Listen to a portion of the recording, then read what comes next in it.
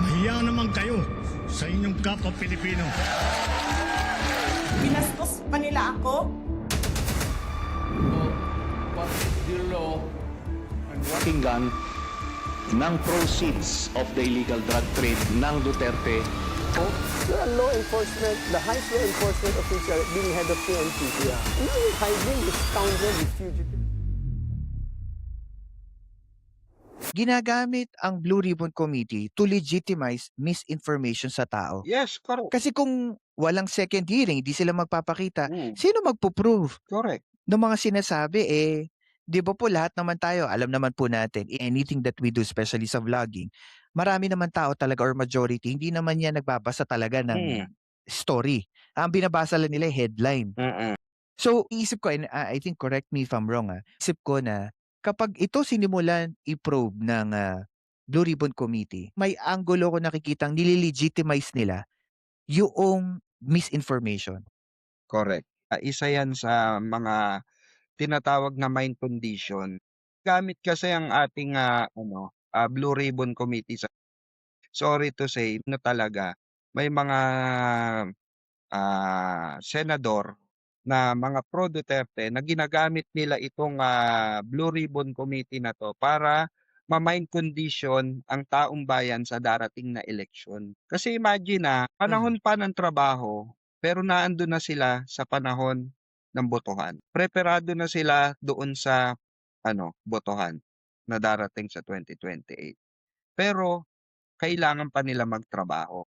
So, ang ginagawa nilang trabaho ay hindi na po mga kababayan, hindi na for good governance na tinatawag or hindi na sinasabing for public service. Ito pong ginagawa na nila, publicity para bumango ang kanilang pangalan na masasabi nila sa kanilang sa kanilang pagtakbo sa darating na eleksyon, ay nagawa ko to, ay nailabas ko ito, ay naiano ko to. Kumbaga mind condition na lang ng lahat ito ay propaganda ng isang politiko laban sa isang politiko na makakalaban nito. May posibilidad kasi na nakikita nila na malakas pa rin si Pangulong Bongbong Marcos dahil umiingay nga ngayon ang BBM Leni tandem sa 2028.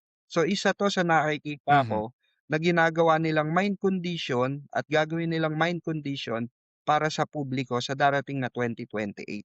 Totoo po yan. And I think laging laging ang tinatry nila i-convince yung mga, I think tinatry nila i-convince yung mga hindi nila supporter Correct. para maging neutral yung narrative Mm, at gamitin nila yung tamang proseso. Iba't noon, yung gusto nilang ipunto na misinformation, which is wala naman talaga ebidensya to, mm, smoking gun ika nga. Also, because of this narrative, mm. bakit po sa tingin ninyo, pag lumalabas yung extreme na amount ng korupsyon or extreme na mga kilala o maimpluwensyang tao about sa korupsyon, bakit ang bilis-bilis kagatin ng Kasi nga gumagamit sila ng tinatawag na tsismis. Kasi alam naman natin na marami, aminin natin sa hindi, marami ang naiimpluwensyahan dito sa Pilipinas ng tsismis. Madaling maniwala sa tsismis.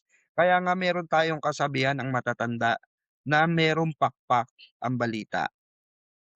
Na pagka nakita ng isang tao na, "Uy, si Maria, anak ni Nana Lupe, may nakitang may kasamang lalaki." Pero pagdating dun sa kabilang baryo, buntis na, kabuwanan na.